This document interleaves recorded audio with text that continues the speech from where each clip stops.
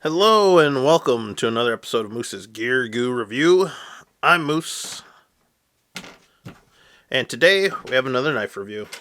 And this one is one, once again, I've had it for a while. I know people reviewed it earlier, but I think it's still super cool, and I wanted to put my 2 cents in on what I think of this awesome blade. This is the Spyderco Chapparal with the Raffir Noble handle scales. So, we'll go over some specs and we'll talk about the awesomeness of this knife. So, the overall length is 6.4 inches long. The blade length is 2.8 inches long. The cutting edge is 2 1/3 inches. The blade thickness is pretty thin. Blade stock, honestly, is 0.08 inches thick. The handle length is 3.63 inches long. And yeah, so getting into this knife, I have to say this is just a very cool knife. We'll start at the blade. It's no surprise there are a number of different variations of the Chapparal, and that's kind of the point from Spyderco. The blade profile, the overall handle profile stays the same. They basically just change out and show off different handle materials. But that being said, we have Spyderco's kind of classic leaf shape blade. We have a plain edge, flat ground blade. And this one isn't, I mean, it's a satin finish, but you do kind of see the grind marks in the blade, which gives it just a little bit different look compared to some other satin finishes. But it still looks nice nonetheless. We do have Sal Glesser's signature up there stamped in. And then as far as the markings, we have Spyderco CTS XHP on the one side, the little Spyderco spider. Personally, I think it looks like a wood tick, but whatever. And then we have Taiwan, or Taiching Taiwan. So it is a Taiwanese knife, but as many of us Spyderco fans will know that their Taichung Taiwan stuff is just as legit. Very good fit and finish. So, same blade profile. There's no thumb studs. They have the spider opening, and there is a finger choil and a thumb ramp that are jimped, and the jimping feels pretty good. Definitely locks you in very nicely. Now, going to what this knife is really all about is going into the handle scales. Like I said, it's the same profile as all the others, which all the other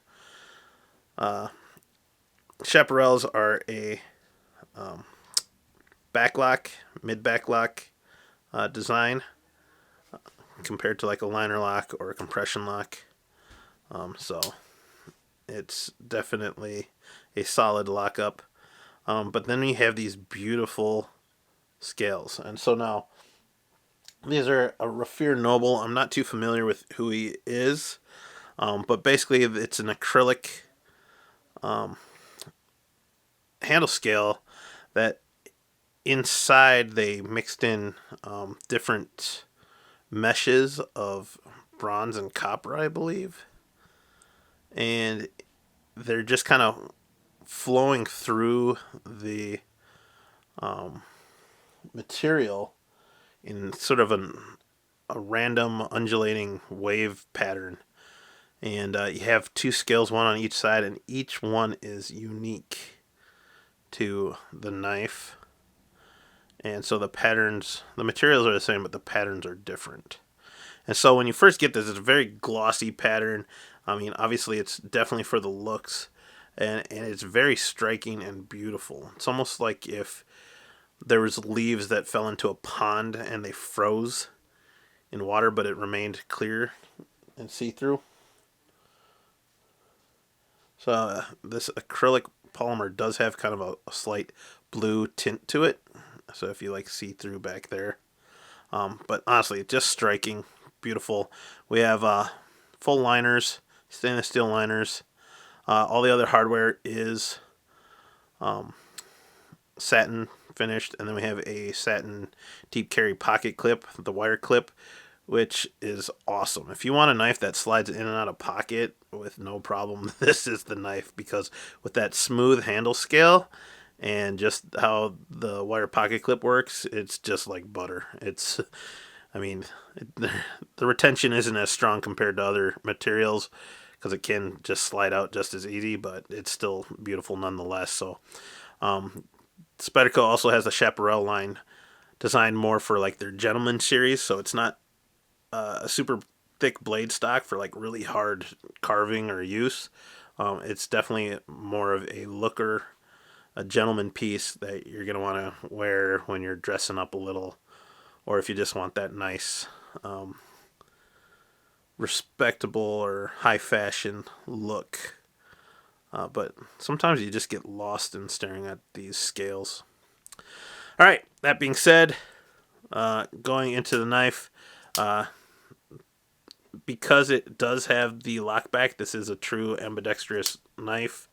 It isn't necessarily the smoothest because that lockback does add a lot of retention on the blade, but it should be flickable if you have strong enough action.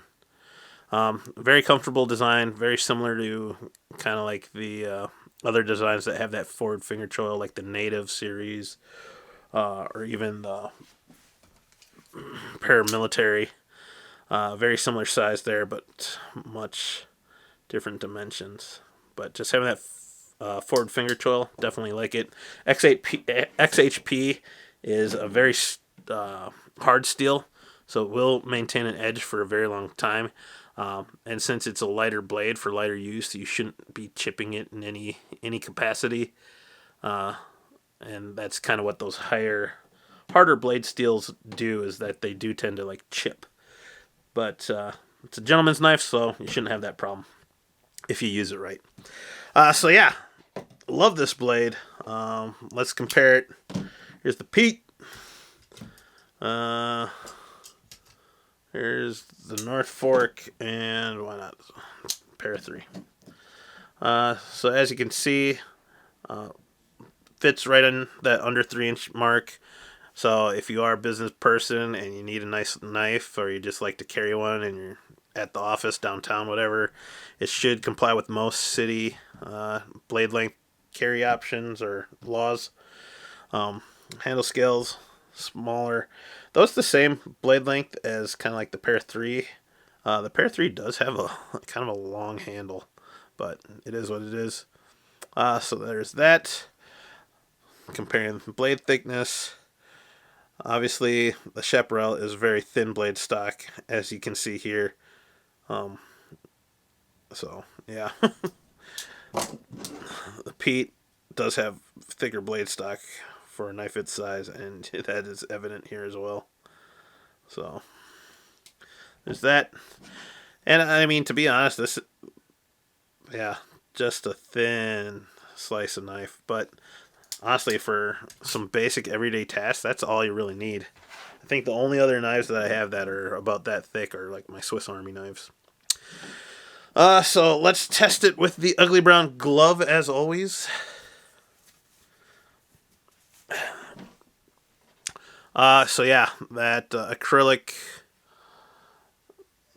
material is so slick. Luckily, the jimping on the actual tang of the blade does lock it in there pretty well. But if I take my hand off there, it's just super slippery. So it's almost dangerously slippery. So definitely not a knife you'd want to use with a cloth glove or any sort of gloves, I think, in that matter.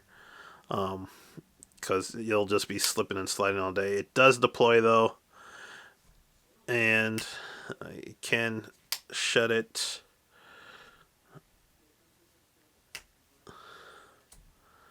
But yeah, just way too slippery for a glove. So, I mean, I can unlock it and deploy it, so it does technically pass, but it's questionable. So I actually will give it a C- on the ugly brown glove test.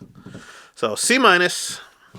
That being said, like I said, this is not a heavy use knife. It is something that you will definitely find uses for, cutting open boxes, packaging, lettering.